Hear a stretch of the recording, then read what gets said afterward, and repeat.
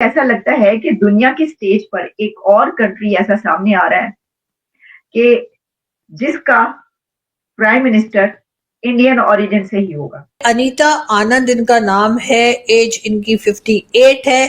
साथ साथ ये कहा जा रहा है कि ये इससे पहले भी मिनिस्टर रह चुकी हैं और इनका नाम है अनीता आनंद। तो हम कहते हैं कि भारतीयों तैयार हो जाओ खुशखबरी के लिए अगर ये बन गई।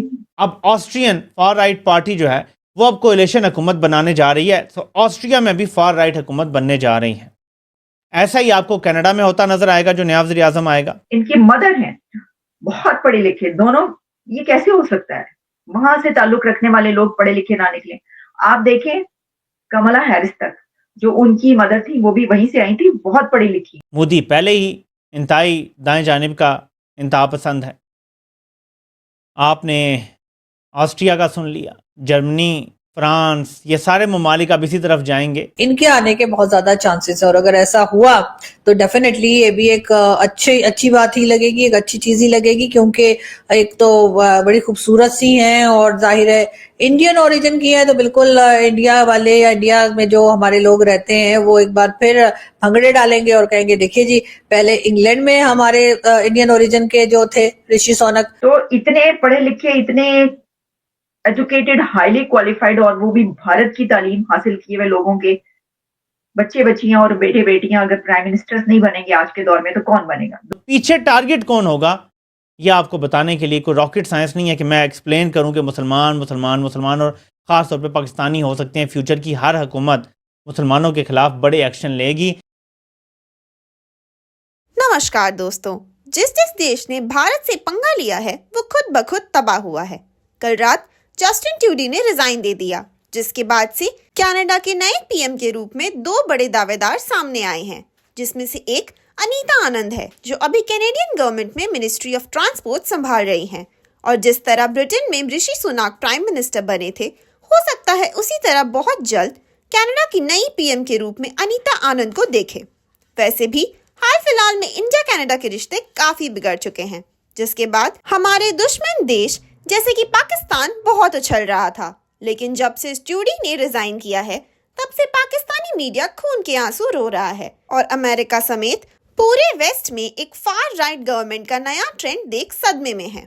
वैसे ही ट्रंप के आने से पहले ही हो सकता है कि बांग्लादेश से मोहम्मद यूनुस भी भाग जाए, क्योंकि अब बांग्लादेशी मीडिया भी ट्रंप मोदी की दोस्ती यारी की बात बहुत जोर शोर से चल रही है। इसी टॉपिक पर चलिए आगे पाकिस्तानी मीडिया का रिएक्शन देखते हैं। वीडियो को लाइक और चैनल को सब्सक्राइब कर लें। ये जो कनाडा में अब हो रहा है इसमें एक और नाम सामने आ रहा है कि नया जो प्राइम मिनिस्टर है वो कौन होगा।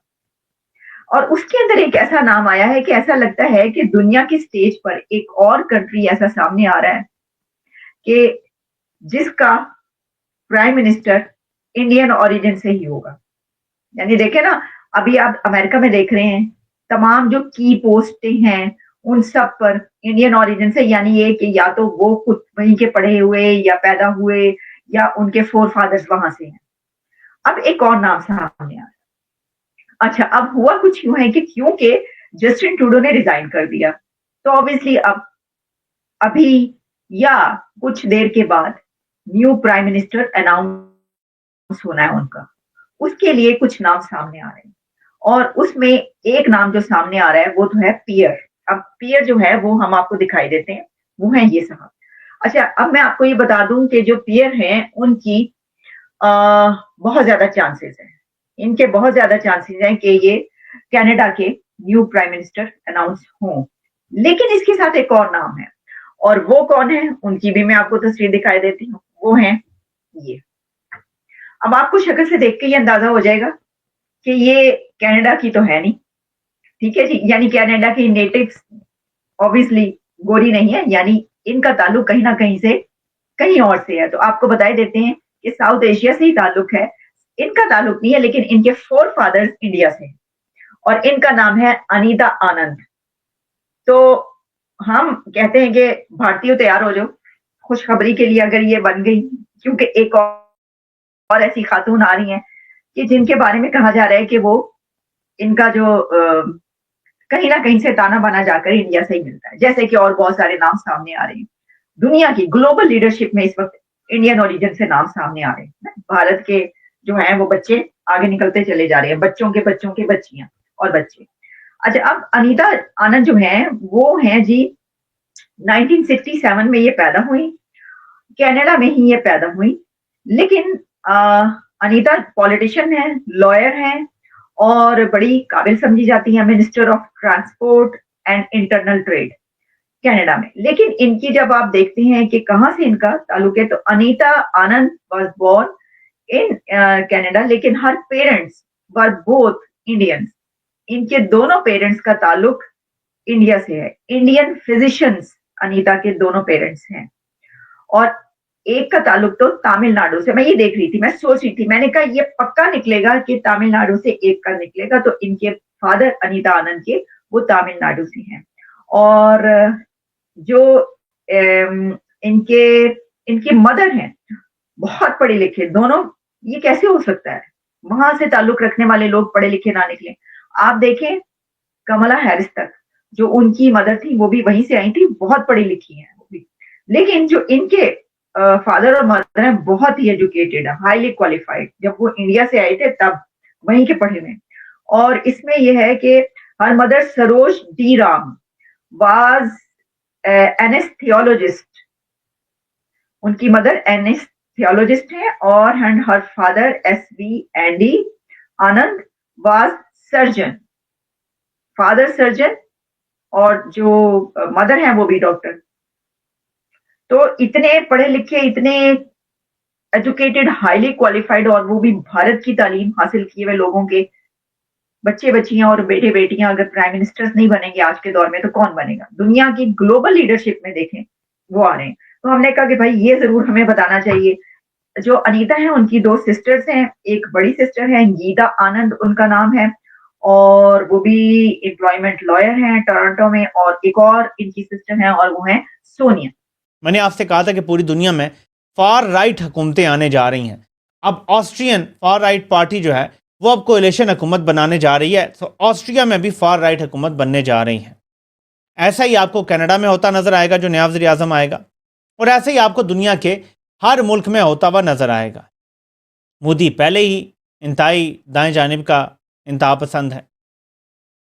आपने ऑस्ट्रिया का सुन लिया, जर्मनी, फ्रांस, ये सारे ममालिक अब इसी तरफ जाएंगे। बरतानिया को इस तरफ ले जाने के लिए ऑलरेडी इलॉन मस्क ने दाग बेल डाल दी है। वो कह रहा है जी कि मौजूदा जो प्राइम मिनिस्टर है उसको हटाओ, नए इलेक्शन करवाओ और जो दाएं बाजू के लोग हैं उनको बनाओ। तो इस वक्त पूरी दुनिया फार राइट की तरफ जा रही है और इसका एक ही टारगेट होगा मुसलमान। अब रूस टारगेट नहीं होगा। ट्रंप ने आते ही कह दिया है कि जो यूक्रेन के साथ जंग शुरू हुई है, मैं अंडरस्टैंड कर सकता हूं कि पुतिन के क्या मसाइल हैं कि आप यूक्रेन को नेटो में क्यों ज़बरदस्ती शामिल करना चाहते हैं। तो ट्रंप ने यूक्रेन जंग का जिम्मेदार पुतिन को करार नहीं दिया, बल्कि बेसिकली वो बाइडन को करार दे रहा है। इसका मतलब है कि ये जंग तो ख़त्म होने जा रही है जो यहाँ पे शुरू हुई थी। तो फिर टारगेट अगर पुतिन नहीं होगा, और इलॉन मस्क चीन के बहुत करीब हैं, कहते हैं कि इलॉन मस्क चीन के खिलाफ कोई बात करता ही नहीं है क्योंकि उसकी बड़ी बड़ी मेगा फैक्ट्रियाँ वहाँ पे बन रही हैं और बन गई हैं। तो अगर चीन के साथ भी ताल्लुकात ठीक हो जाएंगे ट्रंप के, रूस के साथ भी, तो पीछे टारगेट कौन होगा ये आपको बताने के लिए कोई रॉकेट साइंस नहीं है कि मैं एक्सप्लेन करूं कि मुसलमान मुसलमान मुसलमान और ख़ास तौर पे पाकिस्तानी हो सकते हैं। फ्यूचर की हर हुकूमत मुसलमानों के ख़िलाफ़ बड़े एक्शन लेगी, इमिग्रेशन को नामुमकिन बना दिया जाएगा, आपके ममालिक में आपको मारा जाएगा। ये आगे की प्लानिंग हो रही है कि जब एक मुल्क ने ग्रेटर बनना है तो मुसलमान ममालिक तबाह होने हैं। जब मुसलमान ममालिक तबाह होंगे तो वहाँ से लोग निकल के यूरोप, अमेरिका वगैरह जाने की कोशिश करेंगे। तो ऐसे मौके पे इमिग्रेशन पे पाबंदी लगाई जाएगी। जो कश्तियों में जाएंगे उन कश्तियों को डबोने के ऑर्डर्स होंगे कि या भून दो लोगों को या कश्तियों में सुराख करके कश्तियाँ ही डबो दो मिडल ऑफ द ओशन, कोई बंदा भी हमारे शोर्स तक ना पहुँच सके। ये मामला उस तरफ जा रहे हैं और इसके लिए पाकिस्तान बड़ा किरदार अदा कर सकता है, लेकिन हमारे पास ऐसा कोई बंदा नहीं है जो ये किरदार अदा कर सके।